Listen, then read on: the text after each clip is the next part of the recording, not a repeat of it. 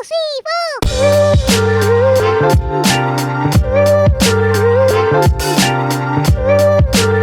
अस्सलामुअलैकुम, कैसे हैं आप सब। उम्मीद करते हैं कि आप सब अपने प्यारों के साथ बखैर व आफियत खुश व आबाद होंगे।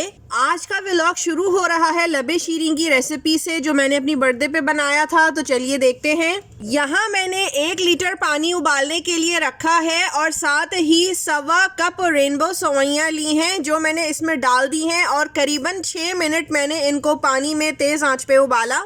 फिर इसके बाद इसको छलनी से छान कर ठंडा पानी एक दफ़ा तिरा लिया रेनबो सेवइयों पर, ताकि इनका रंग जो है वो ख़राब ना हो, और उठाकर साइड पर रख दिया। दूसरी तरफ मैं ग्रीन जेली बना रही थी। पैकेट की जेली है, सबको बनानी आती है, लेकिन बस एक चीज़ का ख्याल रखें बनाते हुए कि बॉक्स पर जितनी रिक्वायरमेंट पानी की लिखी हुई है उससे आधी क्वांटिटी डालें तो बहुत अच्छी जेली सेट हो जाती है, बिना फ्रिज के भी सेट हो जाती है। यहाँ पर मेरी रेनबो सेवइयाँ रेडी थी, इनको मैंने साइड पे रख दिया है और जेली को जमाने के लिए रख दिया है। अब यहाँ मैंने 1 लीटर दूध लिया है, इसको उबाल लिया था। इसके बाद हस्बे जायका चीनी हमने डालनी है इसके अंदर। हमारे यहाँ थोड़ा सा ज़्यादा मीठा डाला जाता है लबे शीरीं में, चूँकि मैं मिठाई वगैरह नहीं डालती। इसके बाद यहाँ मैंने थोड़े से दूध में कस्टर्ड को घोल लिया था। कस्टर्ड मैंने 4 खाने के चमचे लिए थे और अब मैं दूध के अंदर डाल दूंगी, जो हमने पहले से ही चीनी के साथ बॉईल किया हुआ था। अब इस कस्टर्ड को मैं बहुत धीमी आंच पर 45 मिनट तक के लिए छोड़ दूंगी। वक्फे वक्फे से स्पैचुला चलाती रहूंगी ताकि ये नीचे ना लगे। मेरे ख्याल से कस्टर्ड जितना ज़्यादा पकता है हल्की आंच पे, उतना ही ज़्यादा इसका जायका निकल कर आता है। यहाँ मेरी ग्रीन वाली जेलीज रेडी हो चुकी हैं, जो मैंने चॉकलेट मोल्ड में फ्लावर शेप की बनाई थी। अब मैं जो है रेड वाली जेली बना रही हूँ। साथ ही कस्टर्ड रखा हुआ है और बहुत हल्के हल्के बुलबुले इसमें बन रहे हैं। ये स्ट्रॉबेरी वाली रेड जेली की खुशबू इतनी अच्छी होती है, पूरे किचन और घर में फैल जाती है, बहुत ही आला। अब यहाँ पर मैंने एक जो है बड़ा फ्लावर चाहिए था मुझे, तो मैंने इस मोल्ड में डाला है, बाकी स्मॉल फ्लावर्स वाले मोल्ड में ही डाला है। अब यहाँ पर असेंबलिंग टाइम आ चुका। मैंने बाउल में सबसे पहले कस्टर्ड डाला है, जो कि ठंडा कर लिया था। इसके बाद इसमें रेनबो सेवइयाँ डाली हैं और इसको हल्के हाथ से बिल्कुल कट एंड फोल्ड मेथड से मिला लिया था। इसके बाद मैंने 1 सेब, 4 केले काट के वो डाल दिए और इसके बाद मिक्स कर दिए। सीज़न में जो भी फ्रूट होता है वो मैं लबे शीरीं में डाल देती हूँ। वैसे सबसे ज़्यादा आम के साथ इसको हमारे घर में पसंद किया जाता है। अब यहाँ पर जेलीज सेट हो गई थी और बहुत जल्दी सेट हो गई थी, चूँकि पानी मैंने कम डाला था। और अब मैं इसको अपने हिसाब से डेकोरेट कर रही थी।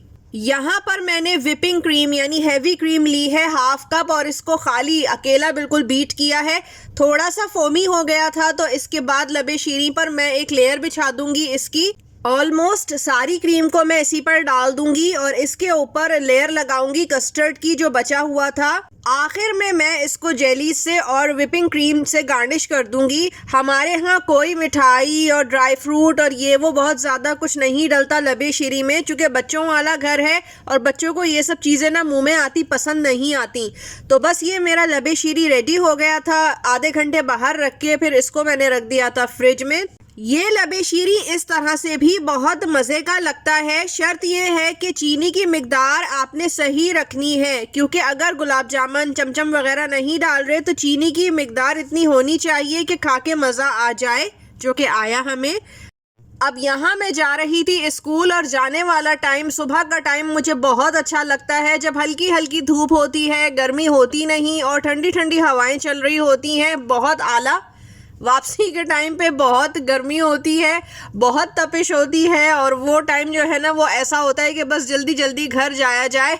यहाँ पर पीटीएम के बोर्ड की मैं तैयारी कर रही थी। हर एक को अपनी अपनी अलग अलग ड्यूटीज़ असाइन हुई थी। मेरे हिस्से में ये बोर्ड आया था। ये पहले से जो असेंबल हुआ था इसको निकालना था और इसके बाद मुझे आगे फॉरवर्ड करना था, तो वही काम मैं कर रही थी। बारीक बारीक पिन्स थी, निकाल निकाल के हशर हो गया।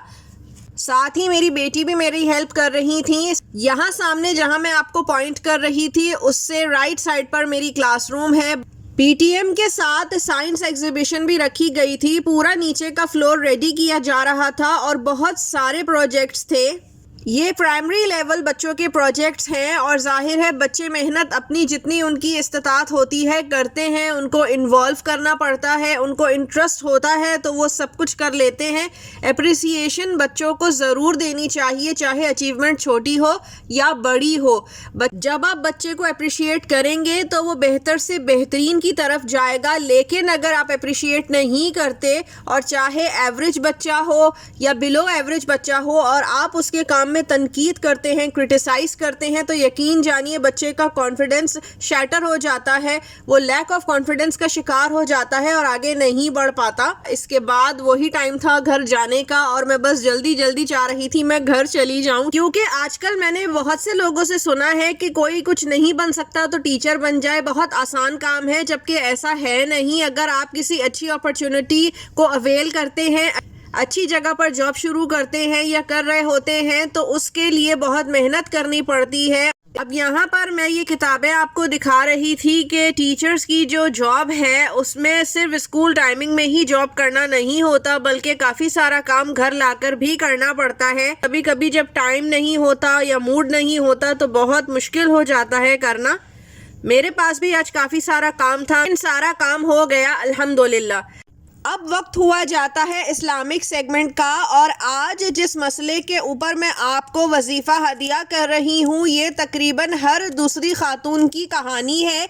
अगर किसी लड़की या खातून को उसके ससुराल में सास, नंदें या फिर कोई और बिला वजह दुश्मनी का मरकज़ बनाते हों, तंग करते हों, जा बजा बेइज्जत करते हों, ख्वार करने की कोशिश करते हों या फिर और किसी परेशानी में मुब्तला करने की कोशिश करते हों तो ये वजीफ़ा बहुत मुजर्रब है और सबके दिलों में मोहब्बत और इज़्ज़त पैदा करने का राज है। करना कुछ इस तरह से है कि लड़की या खातून इस सूरत को बावजू 3 मरतबा अव्वल आखिर दुरूद इब्राहिमी के साथ किसी भी एक वक्त को मुकर्रर करके उसमें 11 मरतबा सूरह नूह को पढ़े और इसके बाद हाथ उठाकर अल्लाह ताला से दुआ मांगे। ये अमल 41 दिन करना है और ख़ास दिन की छुट्टियों को आगे बढ़ाकर गिनती में शुमार कर लें। इंशाअल्लाह अल्लाह ताला ससुराली रिश्तों में बजाय नफ़रत के उनके दिलों में मोहब्बत और इज़्ज़त का जज्बा पैदा फरमा देंगे और उनके शर से आपको महफूज रखेंगे इंशाअल्लाह। अब अगली दफ़ा तक के लिए मुझे इजाज़त दीजिए। अल्लाह हाफ़िज़।